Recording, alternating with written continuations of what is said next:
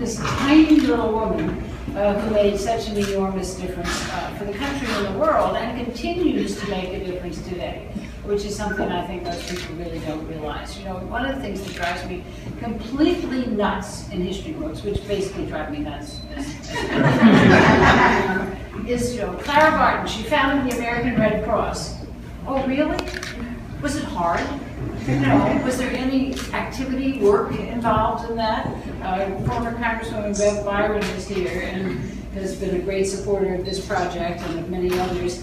And she knows how much work goes into something like this, the years of lobbying and all of that. And of course, that was certainly true of Clara Barton, who was such an interesting character. She, of course, was this Massachusetts girl who was raised by a somewhat eccentric mother who believed in both abolition and suffrage. What a concept. And so she spent her life trying to make those things happen, and she was always infuriated when she made less than men, which of course kept happening, and ended up here working in the patent office before the war. For a period, she actually did make as much as the men in the patent office. And you know, her fate was tied to patronage, and so it came and went. But then when the war started, and of course Washington and that exhibit downstairs is just fabulous. It really does give you a sense of Washington in the war, and the immediate effect was that it was an incredibly dangerous place. I mean, it was between Virginia, clearly the head of the Confederacy, and Maryland was very sympathetic to the Confederacy. And so it was dangerous to be here, and it took a while for the troops to arrive. And when they came through Baltimore, Confederate sympathizers mobbed them and beat them up. And these were troops from Massachusetts. They ended up being bivouacked in the United States Senate, where, you know, the Capitol was the headquarters for a lot of these troops.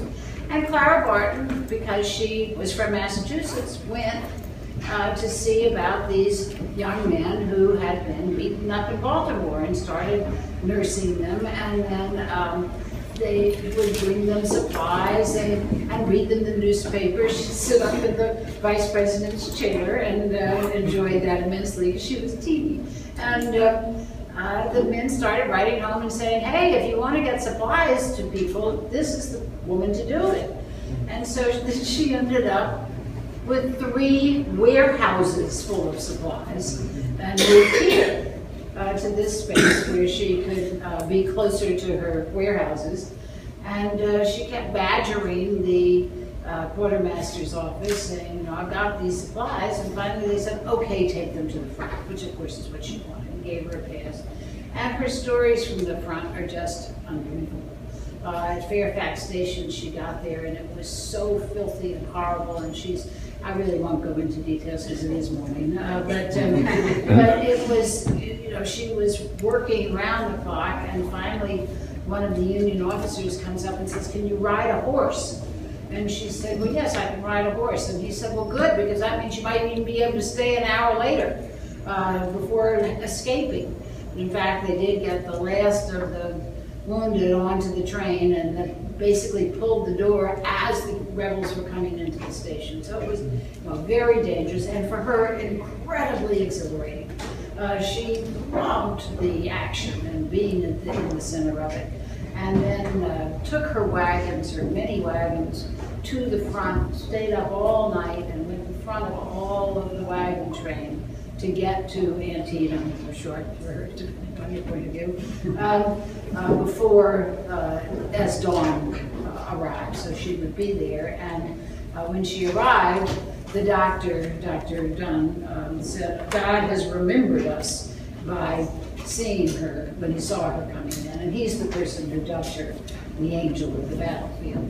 And it was quite a battlefield, as you know. It still remains the day of the single largest casualty rate in United States history, 23,000 casualties.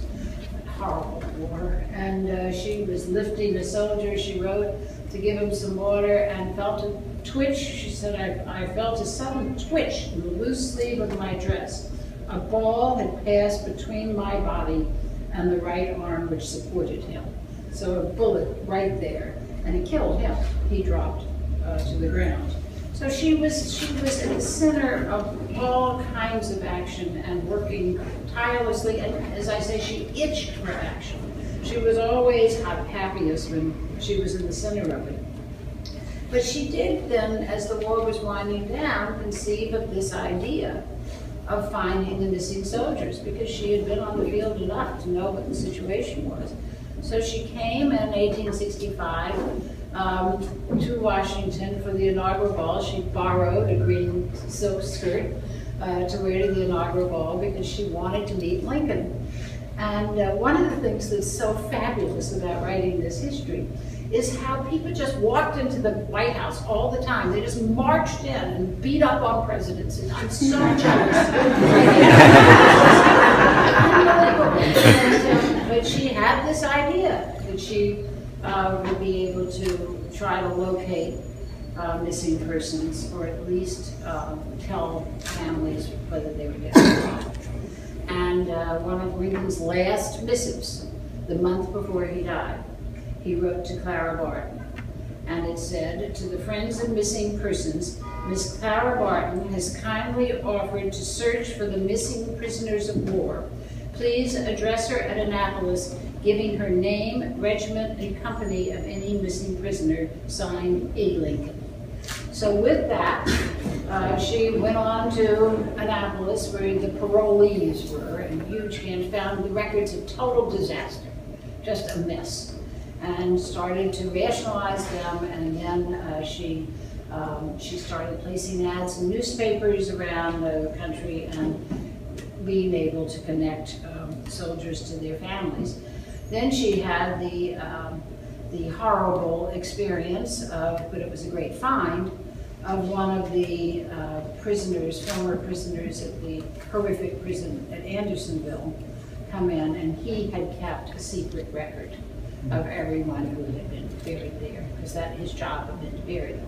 So she went with him in July. It was actually just about exactly 150 years ago right now, to Andersonville in the incredible heat in Georgia. And they went grave by grave by grave and marked 13,000 graves, leaving only 400 with the name unknown. And I have to tell you, my father was lost in a plane and never found. And to have that dignity and respect of having a marked grave is everything to a family. And she made that an incredible mission.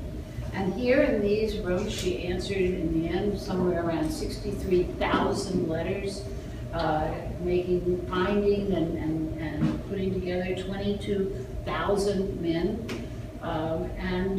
It was an incredible job. She actually appealed to Congress to help with the financing of it, and might have been, we're not sure, but might have been the first woman to testify before a congressional committee, which was the Joint Committee on Reconstruction, which gave her $15,000 to work on this task. And then she did, in fact, found the American Cross. She went to Europe, discovered the Red Cross, which had been created at the Geneva Convention of 1864, and came home and started an American Red Cross. But in order to have it be truly effective, it needed to be part of the International Red Cross, which involved the Senate ratifying the Geneva Treaty, the Geneva Conventions, the same ones we're still talking about today. And she lobbied, and she lobbied for 2 decades. I mean, that's persistence, but that's what it takes in a situation like that, because of course it was right after the Civil War.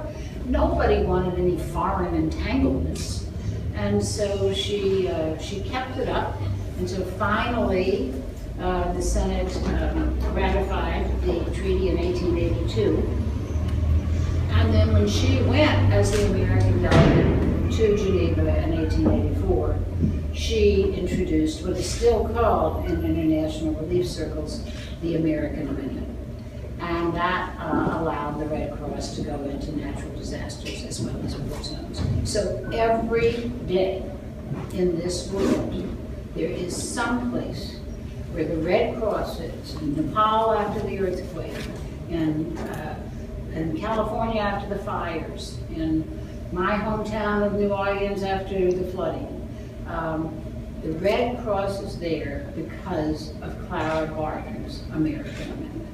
And that is a remarkable achievement that is something to celebrate really here in this glorious find of a building, but also throughout the world in understanding the tremendous work that she did. Toward the end of her life, she did finally work with women's suffrage and on women's rights, dying in 1912 at age 90. The newspaper headlines at the time said, "Clara Barton, heroine. Clara Barton, mother to humanity," which I thought was particularly good.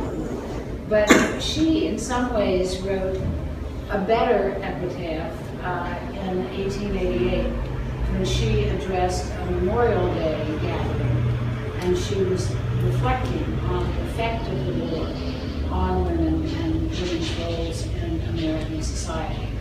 And she said, woman was at least 50 years in advance of the normal position which continued peace would have assigned her. She understood that she could take advantage of a horrific situation and make it better, not only for the people suffering in that situation, but for the women of the world and the people who were affected by disasters and war the world over for generations to come. Thank you for letting me.